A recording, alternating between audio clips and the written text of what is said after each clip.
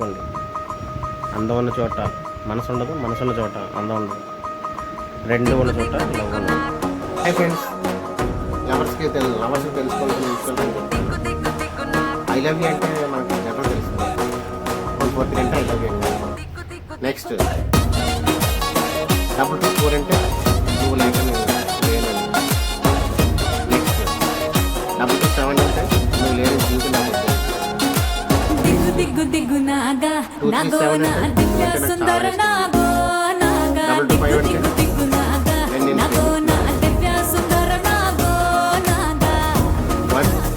అంటే నా మనసు అంతా